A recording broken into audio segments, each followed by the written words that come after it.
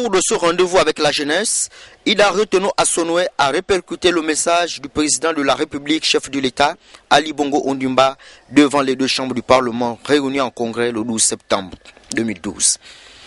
La jeunesse représente le capital de pureté et d'innocence. Elle doit rester lucide et s'inscrire dans une démarche citoyenne pour préserver la cohésion sociale et éviter de céder aux impulsions violentes contre l'ordre politique établi. Des exemplaires de la loi fondamentale ont été distribués à tous les jeunes. Ce bréviaire contribuera à raffermir leur fibre patriotique.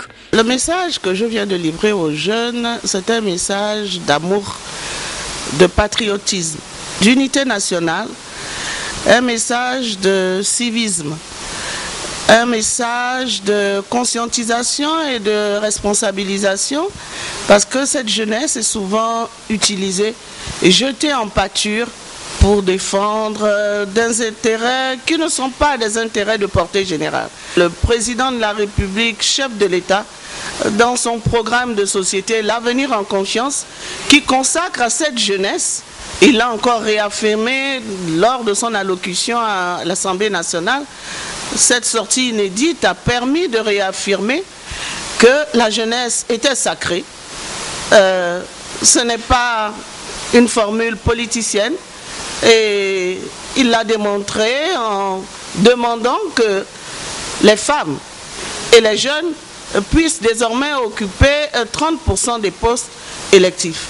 Les jeunes ont été sensibles aux propos de leur interlocutrice, à qui ils ont rendu hommage pour les actions menées en leur faveur. C'est un message qui sensibilise la jeunesse face à leurs responsabilités. Et nous avons fort apprécié ce discours de cette mère. Vraiment, nous l'encourageons dans cette voie.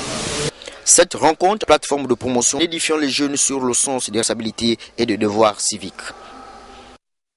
Nous allons à Istanbul, en Turquie, où le ministre en charge des petites et moyennes entreprises, M. Mengeme Ngouang Fidel, vient d'ailleurs de représenter le Gabon à la 28e session du Comité permanent pour la coopération islamique et commerciale de l'Organisation de la coopération islamique. Pour les détails, Jacques Fourier-Mangumba, envoyé spécial.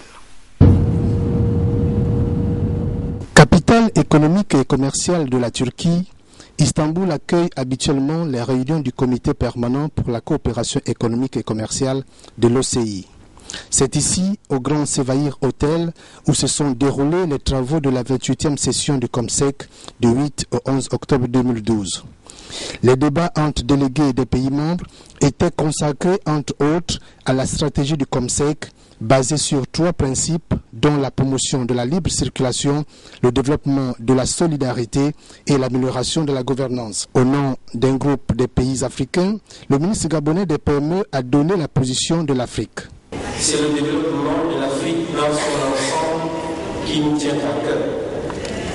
D'autant plus que notre continent regorge 80% des matières premières dont disposent les États membres de l'OCI. En ce sens, nous, États africains, réitérons notre volonté à partager avec les États membres de notre organisation la mise en œuvre de son programme spécial de développement de l'Afrique, le PSDA.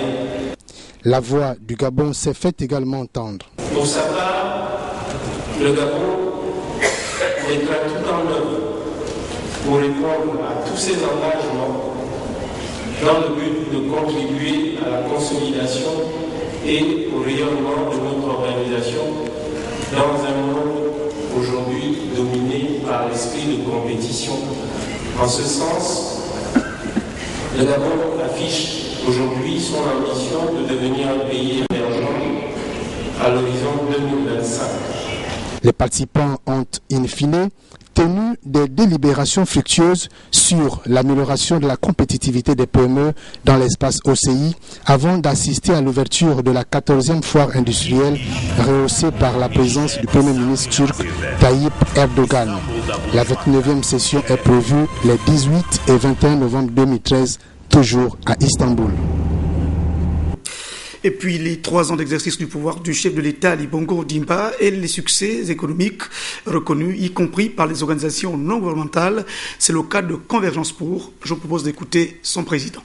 3 ans après l'accession du président de la République, chef de l'État, son Excellence Ali Bongo Ondimba, à la magistrature suprême, bien des avancées ont été enregistrées dans le domaine de la mise en œuvre des chantiers de l'émergence. La probité morale nous oblige à reconnaître que, sur le plan économique, on peut noter le réaménagement du réseau routier, la réalisation des barrages hydroélectriques, la réalisation de la zone économique spéciale d'Oncor. Sur le plan social, on peut également noter la construction et la réhabilitation des hôpitaux pour faciliter l'accès aux soins de qualité, la protection sociale avec la mise en place de la PNAMGS.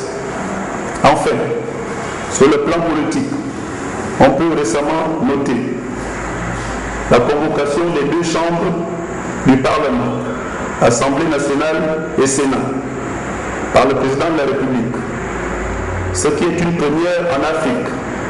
À cet effet, le président de la République a demandé à ce que les 2 chambres du Parlement adoptent une loi qui tienne compte des femmes et des jeunes de 18 à 35 ans sur les listes électorales et dans les instances décisionnelles à partir de 2013.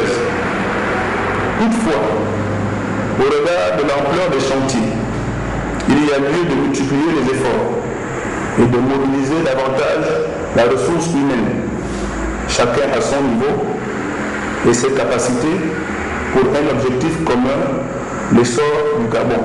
Je vous remercie. L'économie dans ce journal avec bien sûr cette intention de SIAT Gabon, l'agro-industriel, d'entrer en bourse. C'est d'ailleurs l'objet des journées portes ouvertes qui ont été organisées ce matin en collaboration avec BGFI Bourse et la BVMAC. Reportage Cédric Moulé-Malonga. Ces journées portes ouvertes de SIAT Gabon marquent l'avènement d'un nouveau mode de gestion de son capital et des facteurs de risque dans le secteur agro-industriel. L'entreprise veut passer d'une économie de production à une économie financière. On veut montrer qu'investir en SIAT ne porte pas de risques. Parce que nous, on gère les risques comme les risques agricoles, comme les risques opérationnels. Et aujourd'hui, le but est que tout le monde peut poser des questions à nous et peut voir comment on gère les risques. Pour accompagner SIAT Gabon dans cette aventure, la BVMAC et BGFI Bourse, par le biais de leurs responsables, ont édifié l'assistance sur la méthodologie visant à garantir les intérêts des futurs investisseurs. La société SIAT Gabon a choisi le groupe BGFI Banque, à travers notamment sa filiale BGFI Bourse, pour l'aider, pour l'assister, pour jouer l'intermédiaire boursier dans le cadre du dépôt du dossier d'agrément à la COSUMAF. C'est donc l'exercice que nous avons fait depuis 3-4 mois. Et aujourd'hui, nous sommes venus partager au public le projet, présenter l'état d'avancement de ce dossier unique, encore une fois en son genre, et présenter également au public une opportunité rare, puisque aujourd'hui les mécanismes de placement sont diversifiés. Le marché boursier n'est pas suffisamment connu dans notre culture. Il était important, essentiel et indispensable que la BVMAC montre réellement son utilité à travers prochainement l'ouverture du compartiment action. L'opération que nous avons menée avec SIAT aujourd'hui rentre dans le cadre de la phase de préparation donc de la future introduction de cette entreprise qui rentrera dans l'histoire dès lors qu'elle intégrera le compartiment action au niveau du marché central de la CEMAC. Après Petro-Gabon, SIAT s'ajoute au quota des entreprises présentes sur le territoire national à s'introduire en bourse. Et le choix de la BVMAC n'est pas fortuit. Et puis en plus bref, toujours dans cette édition d'information, puisque nous y reviendrons demain, en application à la loi relative à la protection des parcs nationaux, notamment le parc d'Akanda au Gabon, l'Agence nationale des parcs nationaux et le ministère gabonais de la Défense nationale sont parvenus finalement à vaincre la résistance des pêcheurs. Ces derniers quittent d'ailleurs l'île. Les opérations de déguerpissement sont effectives depuis quelques jours. Nous y reviendrons demain. L'événement Microsoft de ce mois a réuni pendant près de 3 heures à l'Institut français informaticiens et managers pour un échange visant donc à faciliter leur quotidien professionnel et les artiller et justement les encourager. Le groupe solide organisateur justement du projet répond ainsi à une forte demande. Là aussi, vous aurez le détail demain. Et puis, le maire de la capitale gabonaise, Jean-François Toutoumema, vient d'ailleurs de visiter le marché de Montbré, qui, vous le savez, a été victime d'un incendie il y a quelques jours. Pour l'instant, on ignore les causes. Je vous propose ce reportage de la visite effectuée donc par le maire de la capitale gabonaise. Le reportage est signé Blandine Djewel Adala. Aller au marché de Montbré, le plus grand de notre capitale, et réconforter les commerçants au lendemain du sinistre vient de connaître cet espace commercial. C'est l'objet de la descente du maire central de Libreville sur ce site. Jean-François Toutoumema était accompagné du 3e maire adjoint chargé des marchés Eloi Nzondo. Ici, l'homme s'est voulu pneumatique. J'ai tenu à venir aujourd'hui, le jour, pour mieux constater l'ampleur des dégâts. Il y a eu 332 commerçants qui ont été sinistrés. Je suis venu constater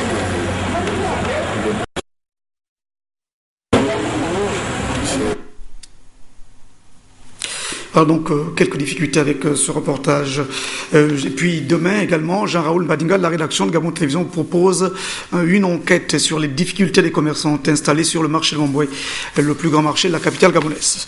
Ce communiqué pour la fin de cette édition, suite à la création d'une catégorie cadette et en prélude à l'ouverture de la saison sportive 2012-2013, le président fondateur du Racing Club de Bellevue 2, le professeur monsieur Kambangoy Mendy, invite les joueurs et les dirigeants du club à prendre part à la cérémonie relative qui aura lieu ce dimanche 21 octobre 2012 à partir de 11h30 au stade de la Nation, 6 au quartier Bellevue 2. La présence de tous est vivement souhaitée. Juste derrière le générique de ce journal, un peu du temps après, vous suivrez donc l'intégralité du discours du président de la République. C'était donc c'était lors des travaux des journées européennes de développement qui se déroulaient à Bruxelles en Belgique. C'était donc le journal de Ahmed Mouyaka, c'est Jean-Pierre Moussouami qui a fait les caméras. Merci à Christian Lélé pour la réalisation. Je reviens demain lorsqu'il sera 20h. Bonsoir.